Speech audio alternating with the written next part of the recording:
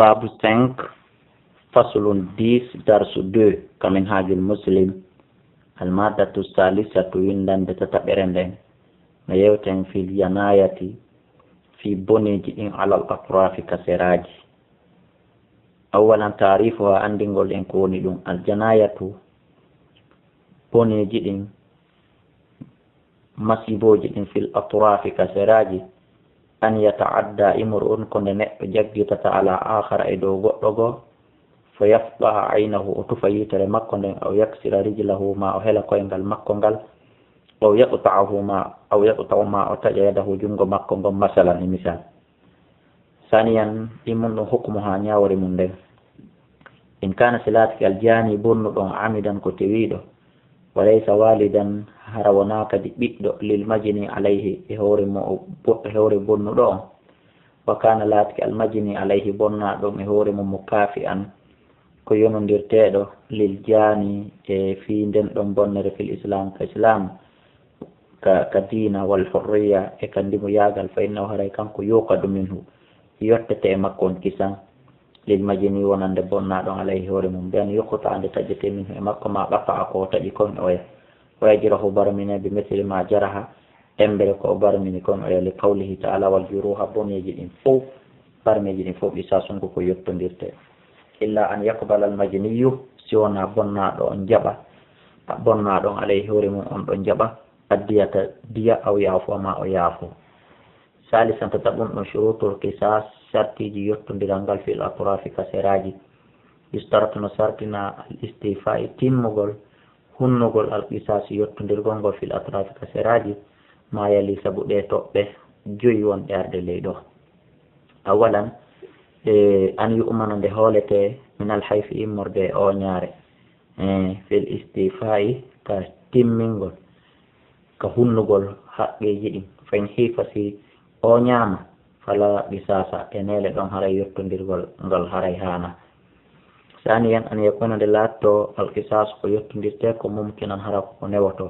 فإذا كان سلاتي غير ممكن وناك نوتو ترك كي أكتدن إلى الدية يهي فادي جنب الدية. ثالثا أن يكون لاتو الأدو ترال المراد فاندا غنغل قطوه تأيغل مقدل مماثلا تاكو غليرون درنغل في الاسم كإند والموضع كنكوره للأدو ونند ترال المطلف بون غنغل إويا فلا تقطع تجتاك مثلا يمين جنغو نيامو في يسار في جنغو نانو ولا يد جنغو كدي تجتاك في رجل في كوينغال ولا إسبع وناهم أصلي فؤندو ونكو تجتي في زائد مثلا في كل بيدتي كنتم وعندو بغون ماري كل بيدتي كوي مثلا إمسا. رابعا يبون استواء كفتغل الإدوين تردين دي المطلفة ترى البنغانغ والمراد e fandangal akhuduhu nangegol mudum fi sihhati kasellugol wal kamal e katemmugol fala to khadu yettataake al yadu shalla'u jungo andanda horema boygewo fi sahihati fi jungo sellugo walal aynul awra wona yitere tufinde ma yitere bonde bi salimati wodi ko jettete fi yitere hisunde. khamisan jamunno in kana silatika al jarhu barma fi ra'si ka hore awil wajhi ma ka yeso وهي الشجة قدوية برمي فلا قصاص فيها ريت للقول ألاي دون إلا إذا كان سيونا لا ينتهي هرحيو تياتوسي إلى الأظم فادي يانغا. وكل جرح كلا برمي لا يمكن متواتن وتاك فيه مدن الاستيفاء هنقل لخطورته سبو هلبنا قلموبن هري فلا يقتص به هري دون يتندر تاكي فلا قصاص hara yottodirgol ala fi kasiri azmin fihi lugol ƴeyr goɗɗo wala fi jaifatan wona e fi reedu goɗɗo waynamal wajibu ande ko waɗɗi ɗi fihi e nder ɗiɗo bangeji fof addiyatu ko jaɓugol diya. tanbihatun findinale tuɓutalu taƴete aljama'atu jungo yimɓe boy bil wahidi fi jungo aden goto wa yukhadu jaɓete kadi nangete atrafu jama'atin calɗi jamaji ɗuɗuɓe fi tarfi wahidin fi salndu aden goto ida staraku si tawi woni ɓe fof ɓe kafidi ɓe wallidiri fil jinayati e bone on istirakan wallidirande mubashiran seccodirgol e muɗum hara wona yammirore nden tum e kawli Umar radiallahu anhu sabu sayidna Umar o wi law tamala alayhi hara oñi no wallidiri e hoore o wargol mo ahlu sanaa yimɓe sanaa ɓe ɓen fof lagatal to hummi waraynoɓe bihi sabu ɗum ɗo jamiyan ɓe dendagal ala dalika ko yewti ɗum mbaɗa gatala ko ɓa o wari sabu atan jeeɗiɗo kanu latinoɓe gatalu gomɗiɓe wari rajulan gorko min ahli sanaa jeeyaɗo yimɓe sanaa ɓen o wari jeeɗiɗo wallidirɓe fi wargol aaden goto o wari ɓen ɗon jeeɗiɗo kala siratul jinaya ko ɗum woni naɓugol fi boneji ɗin madmunatum ɗum ko fawtete ɗum falaw jana ahadun so tawi ni goɗɗo bonni ala akhara e dow goɗɗo goo mbi gasa e isbihi sabu taƴugol hondo makko no summa lami yandamil refti noon ko ɗum woni wawali yerodirde wawali sellude aljurhu barme on hatta shallat yadu ha jungo makko ngon belsi bi kamili ha no ngo timmiri noon fof aw matama o maayi fa innal qisasa haray ɗon yottodirgol ngol yakunu ko laatoto ɗum awi diyatima ɗum ndiya bi hasbi dalika embere muɗum on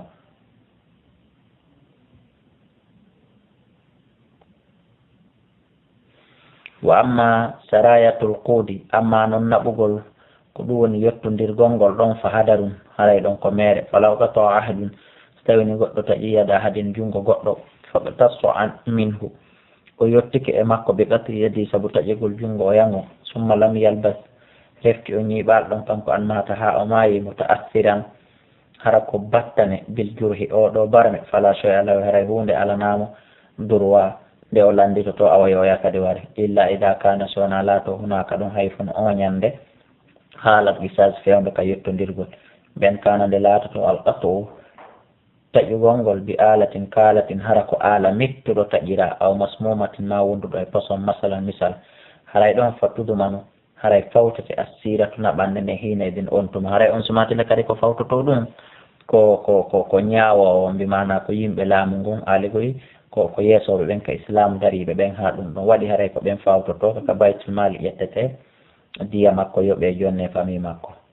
la yuɓutassu yottatake fi jurhin e barmi aw aduin ma ɗum teral qabla bur'ihi ko adi sellugol maggal lina hay nabi sabu haɗore annabajo allah sallah sallam anil ɓuudi fi yottagol fil jurhi e barme qabla al bur'i ko adi o sellude li annahu sabu ɗum la yumanu haray hoolaka an yasiri nde yahata raaɓa al jarhu ko ɗum woni e barme on nde yahata raaɓa ila baaqil jasadi faade e ɓandu heddi tindum faytulifahu ha ɗum ɗon wona sabu halkogol ɓandu mum fof bonnandu falida ko sabu ɗum law haalafa si tawi woni lutodiri ahadun goɗɗo taswa o yeehi o yettoyike qablal ɓur'i ko adi o sellude summa sara rettiraɓe jurhuhu barme makko on e layi fa atlafa lahu ha on barme ɗon halkanimo belsinanimo adwan akhara teral go o kadi haray fala haɓɓa law haray haqqi alanamo fil mutalabati fi ɗaɓɓugol fissiriyati e nder naɓugol ngol li mukhalafatihi sabu luutodirgol makko ngol an hay e haɗore nde anil kawdi gayi yottagol ngol qabla al bur'i ko ɗum woni adi sellugol ngol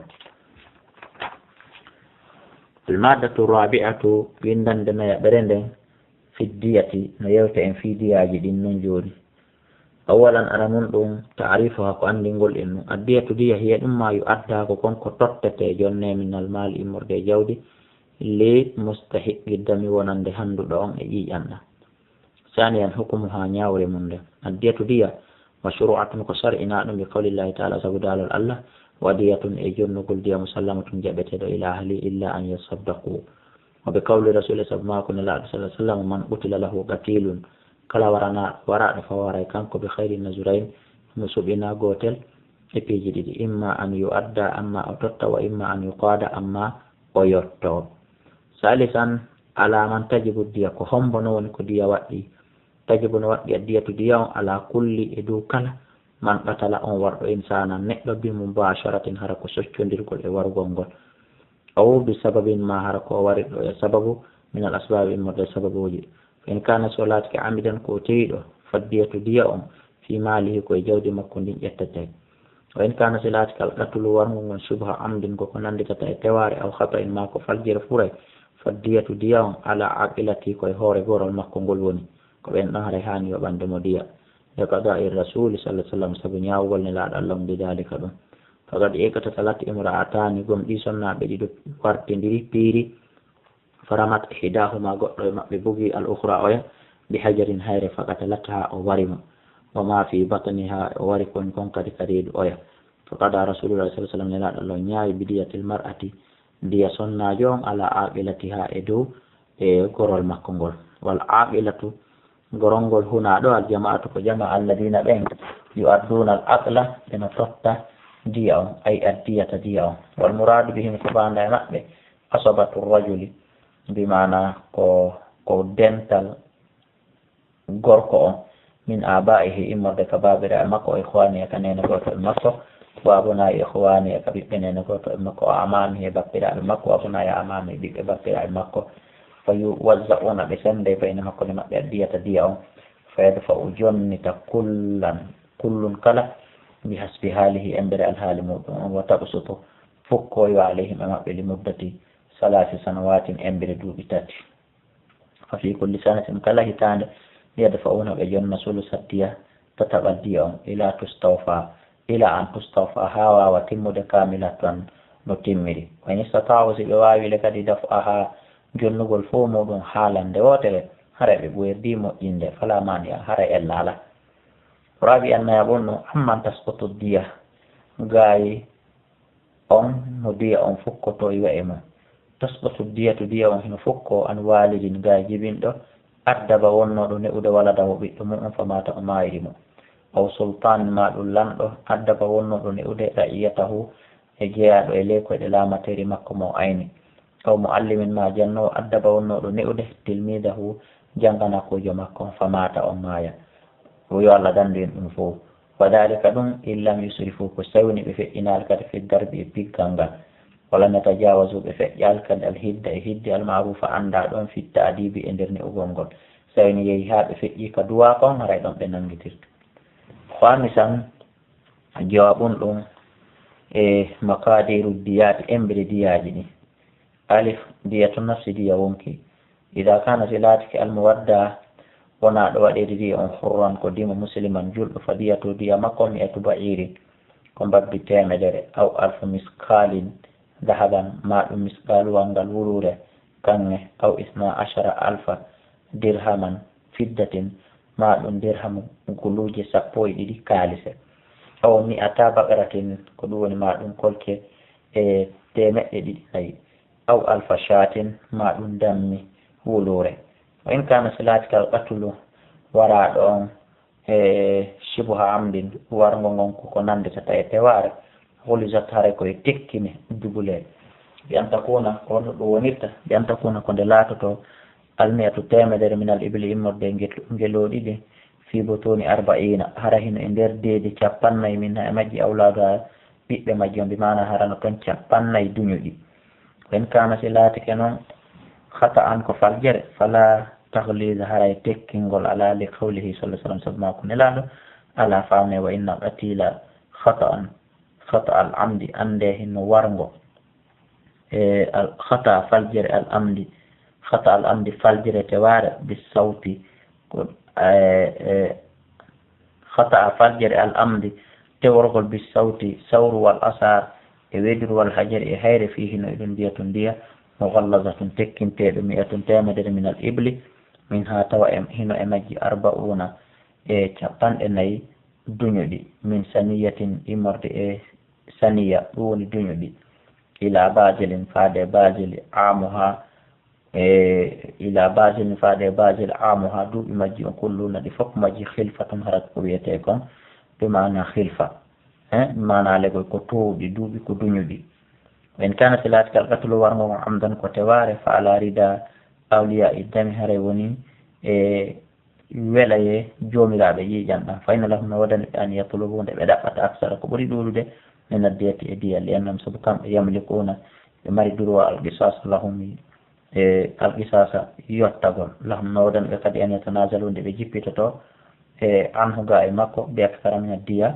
ko ɓuuri ɗuɗude e diya wa dalilu noon taqdiri diya eɓɓugol diya on mbima dukira saabu koko jantaɗo kawlu jabirin ko konngol jabir radiallahu anhu farada rasulullah sallallahu alaihi wasallam on fardi على أهل الإبل إدو يمبنجلو بمئة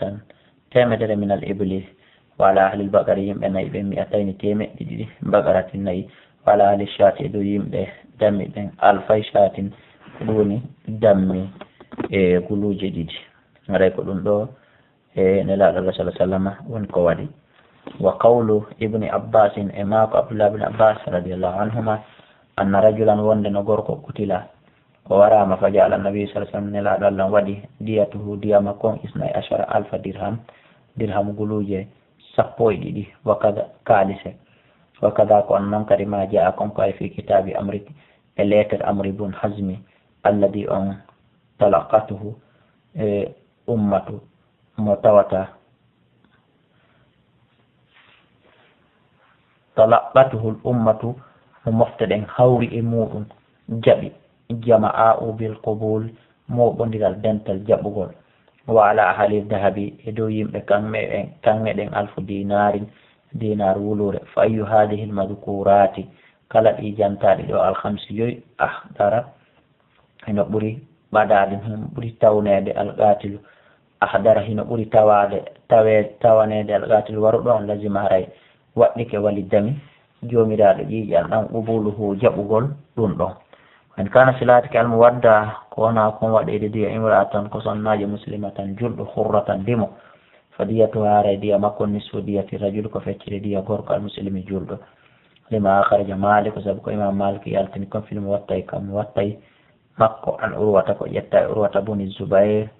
أنه نكانكو كان أولادك كل ما كانوا إن المرأة نصناج تعاقل الرجل هما وإلي ديا غوركو ما لم تبلغ ما تامت مال سلسدية الرجل تتبع ديا غوركو فإذا بلغتها ستيوني تمي عملت المرأة هاي صنع جونكو ويلي تتعدو واتي في الدية كدية بالنسبة دية الرجل عند الفكر ديا غوركو وإن كان سلاتك المودة ونادو تتد ديا ذميا كأهداد يهوديا اليهودا أو نصرانيا مع النصارى أو غيره ما كوينادو فدية وردية ما كون نسو دية المسلم كفكر ديا جلو دية إيناسهم دوني ديا ريو بمقبين على النصف كدو فكر من دية ذكورهم إمو ديا ورب مقبين لقوله صلى الله عليه وسلم ما كون لادو أقل الكافر ديا كافر نصف دية الرجل كفكر ديا غوركو جلو إن كان سلاتك المودة تتتيدو كدوني ديا عبدا كجياء فديته هري ديا مكون قيمته كدوني امبر مون بلغته تمي ما بلغت كونكو تمي لعلة سبب إلا أنه نكانكم متقوى منكم ميسر تيدو فتدفع جنة قيمته فالر مودن وإن كان ستوينون كدوني لاتك المودة ونادو جنة تتد ديامو جنينا كدوني كبوبهم ونكم كريدو ذكرا قرون أو أنساكا كسنا دبهم فدية وردية من غرة عبد كدوني كو جياد أو أمة ما غرة عبد بمعنى كدية جياد أو أمة ما دية قر لقضاء رسول الله صلى الله عليه وسلم سبو نيابر قلنا لا الله في الجنين في بوبه كريد بغرة كدية عبد جياد أو أمة ما قر كما جاء وندون أرض في الصحيح كسيد البخاري إن كان صلاتك غرا كديمة وانفصل كدوني waawi yaltude may waawi sendodirde majji tan ko mayɗo amma idan fasala amma so tawini sendodiri man min batani ummihi ka reedu yumma muɗum hayyan ko wuuru ɗum summa mata refti maayi fenna fihi andu woni ɗum ɗum alquuda yettagol a widdiyata ma ɗum ko ɗulle woni diya kaamilatan timmuɗo tanbihum findinande no ɗon ɓuwwimat ñiiɓinama mana mesirama alghurratu diya on inda baadi ahlil ilmi nokko ka yoga e jomiraɓe gande ɓen bi ushri diyatin sappaɓal diya ummi janinin nene bobohum kon ɓe mana bobohum kon ka reedu haray mesirte diya nene makko on waɗete sappaɓal muɗum haray ko ɗum ɗo fa ɓawwamaha ko woni ko mesiri ɗum ɗo ko malik ko imam maliki kanko mesiri bi 50 dinar ɗum hawra dinar 50 aw 600 dirham ma dirham temeɗɗe jeego kaalise kanko koni woni no eɓɓiri haray noon ko ɗo woni darsu meɗen on yiltote rewteɗen ɗum ɗo kadi musidɓe julɓe ha faamen si feƴƴen yo Allah subahana wa taala on faami en amin wallahu a'la wa a'lamu.